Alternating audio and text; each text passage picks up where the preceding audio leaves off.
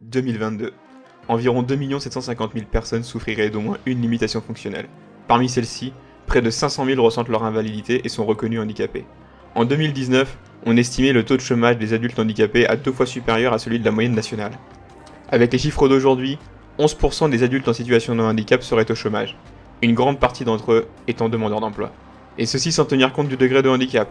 Plus l'invalidité est lourde, et plus ces chiffres s'envolent. La crise du Covid renforçant les difficultés a accru cet effet.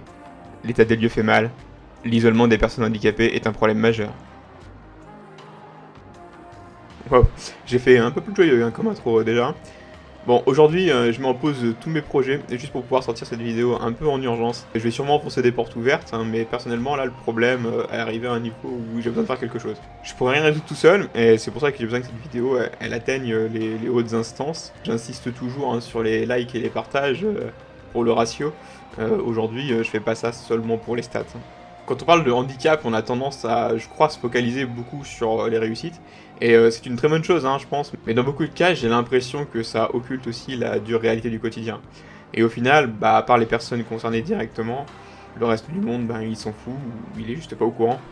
Même si le handicap devient de plus en plus bankable, avec l'apparition de séries comme The Good Doctor par exemple, qui là se focalise dans ce cas précis sur l'autisme, ou juste tout simplement avec l'apparition sporadique de personnages en situation de handicap dans des séries grand public, le constat reste le même.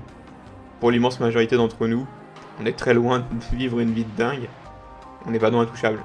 Oui, j'ai une voiture, j'ai un taf avec une formation d'ingénieur, quelques potes incroyables, une famille qui m'a toujours soutenu dans ce que je voulais entreprendre, et j'ai même une petite chaîne YouTube qui commence tranquillement à trouver son public. La vie rêvée quoi. Seulement aujourd'hui, si je me retrouve seul du jour au lendemain, le rêve prendra fin, et ce sera le début d'un long cauchemar. Le problème il est simple, je suis en fauteuil, et j'ai pas la capacité physique d'en sortir ou de m'y remettre. Aller au lit, besoin de quelqu'un. Prendre une douche, besoin de quelqu'un. Aller aux toilettes, besoin de quelqu'un. M'habiller, besoin de quelqu'un.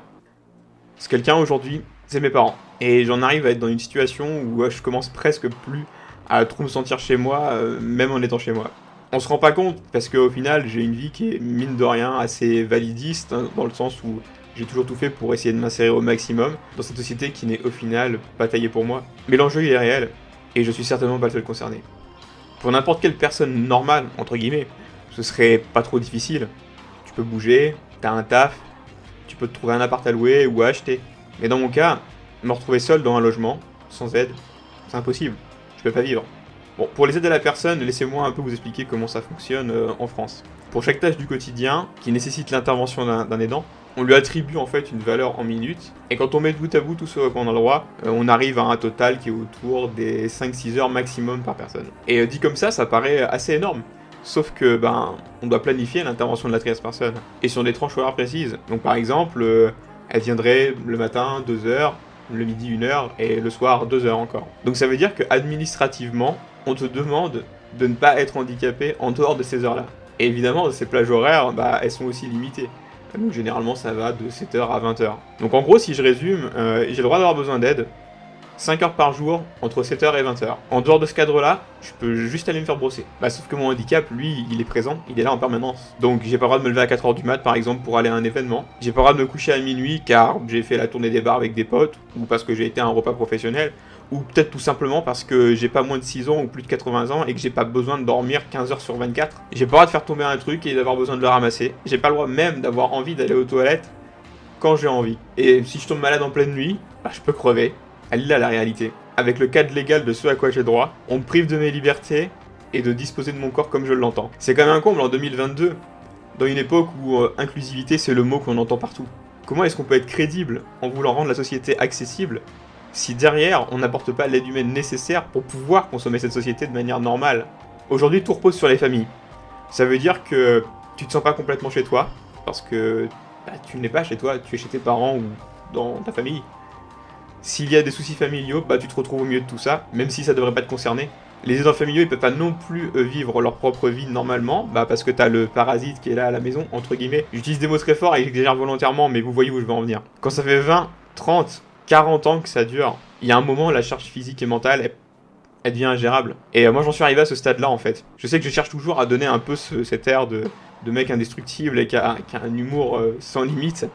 Mais la vérité, c'est que ça fait longtemps que j'ai dépassé mes limites, en fait. Alors, on travaille avec une association et une collectivité locale, car oui, encore une fois, c'est aux associations de se taper tout le boulot avec les régions pour pouvoir inventer des solutions.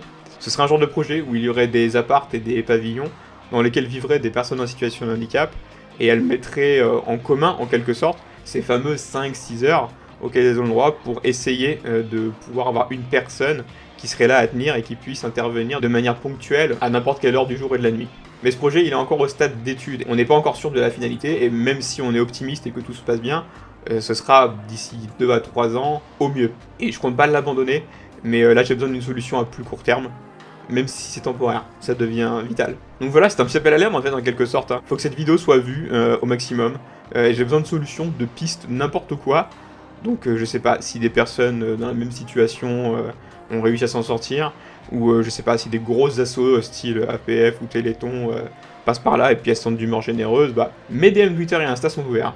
Donc voilà, ce sera tout pour aujourd'hui. La prochaine fois, retour des vidéos à la normale. J'ai suffisamment de contenu de prévu pour plusieurs mois, donc j'espère que vous serez au rendez-vous. C'était Magatsu, et comme d'habitude, je vous dis peace out.